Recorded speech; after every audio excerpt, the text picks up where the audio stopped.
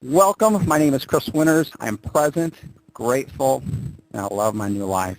Tonight, I'm going to be open, transparent, clear to the best of my abilities. I am here playing this game at 100%. And I need you guys to play the game at 100% too.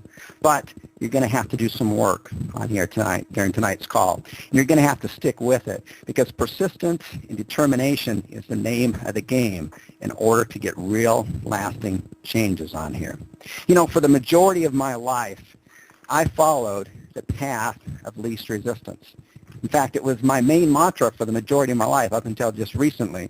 If you gave me the choice between following the high road and the low road, I would always choose the low road and let gravity pull me down because that was the easy route to do it. I followed the path of least resistance all the way through college.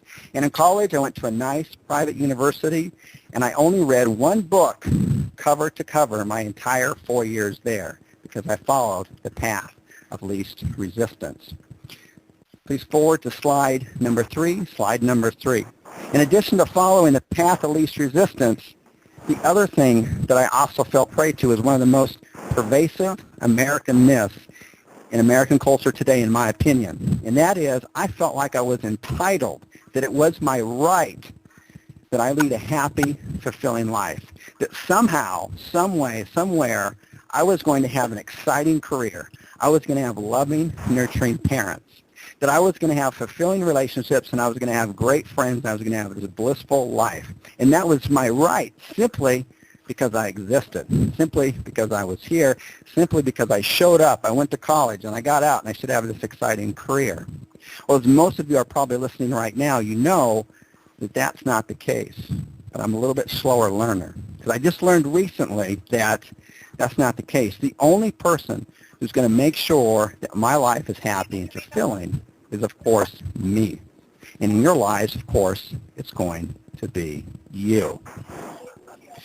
Now, for the majority of my life, and I still do it in some areas of my life right now, and I'm still working on it, is that I always looked outside myself for answers or happiness. I always looked outside myself, and I always blamed others. I blamed my boss that he didn't recognize my true talents, and why wasn't I being promoted and having this wonderful, exciting career? Someone else wasn't recognizing my talents and where I should be.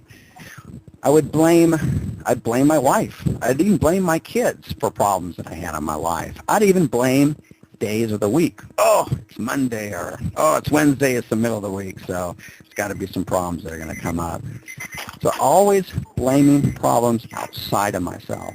If you go to slide 4 at this time, there's a great story of a gentleman who's walking home from work at night, and it's pitch black outside. And the only light that's available is from the street lamps. And as he's walking home, he's walking along the sidewalk, he looks up ahead, and below one of the street lamps in the light, there's a gentleman bent over. It looks like he's looking for something that maybe he'd lost. And when the bypasser, who's on his way home from work, passes by, he says, "Excuse me, but have you lost something?" And the gentleman who's down there looking for something says, "Yes, I've lost my keys, and I'm looking for them." And the bypasser says, "Well, I've got a couple of minutes. Let me help you try to find them." So the two gentlemen below the light of the street lamp are looking for the key. After about 10 minutes, the bypasser looks to the other gentleman and says, "Are you sure that you lost your keys here? I mean, we've scoured every square inch, every centimeter.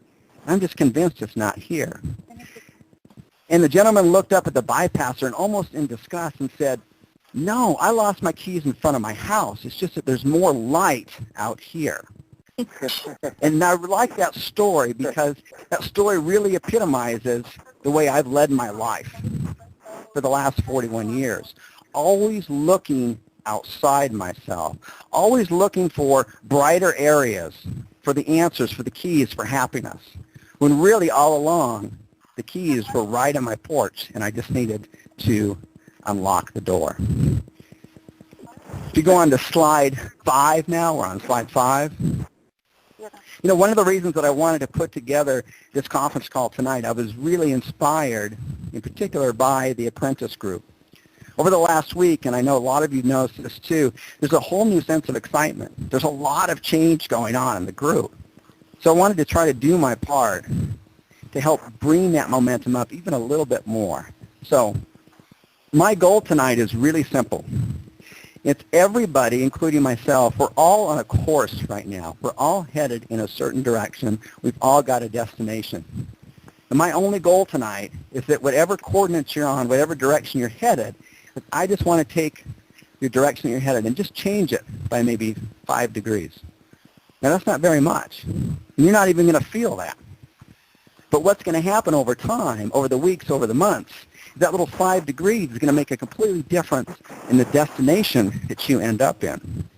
So I want to influence you enough to make just a slight difference in your perception of where you are right now and where you could be. It's no different than a commercial flight starting in New York and headed for San Diego. If the co-pilot, as they start taking off from New York, is off by just 5 degrees, they're not going to away. They're still going to be flying over the Mississippi River. They'll still fly over the Rocky Mountains.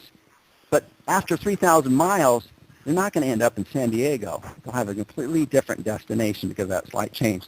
They'll end up in San Francisco. So that's my goal tonight. And now we're on slide 6.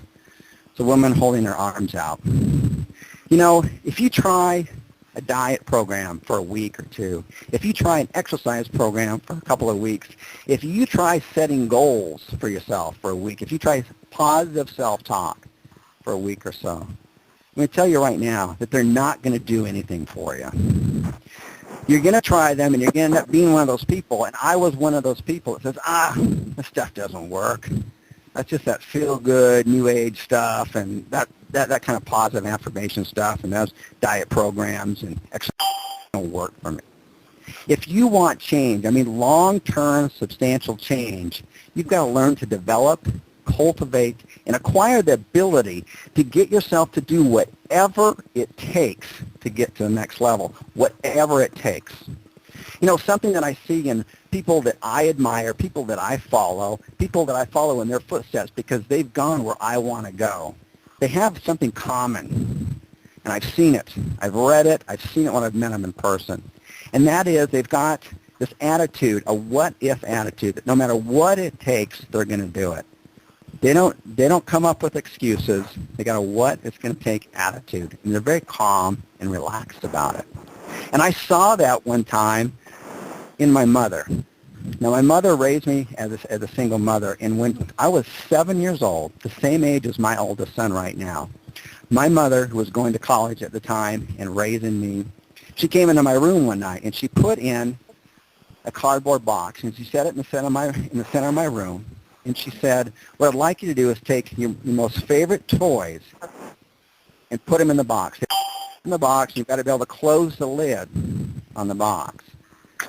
So I did that. And she said to me as well, tomorrow morning when you wake up, there's going to be some gentlemen that are going to come to the door, and they're going to ask us to leave.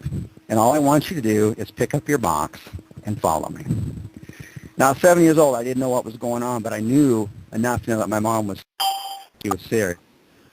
And the next morning, the sheriff's department came, and they threw out a single mother going to college and her 7-year-old son, put us right on the curb. And this was in the 70s. There was no social programs for this or anything like that. And my mother, I remember sitting at the curb with my arms around my box full of my favorite toys. My mom's got a couple of suitcases. And my mom looked over at me and she said, you know what? It's going to be okay. We're just going to have to do what it takes to get through this. And my point in that is this, is that you almost have to take on the attitude that there is no other option, that you've got to do whatever it takes to get yourself to the next level on here. And most people that I know that have gotten themselves to the next level certainly have that attitude. Whereas most people are not willing to take whatever it takes attitude. You can hear it in their language. You can see it in their eye contact. You can hear it in their voice tone. And you can feel the fear that comes up. You can see it in their writing. And they just get uncomfortable and kind of all weirded out. And it's like, oh, I got to get out of my comfort zone, and I don't want to do this. And by the way, we all have this, right? I have this. You have this. Because we all have comfort zones. Many times we start to step out of it, and it gets uncomfortable on here.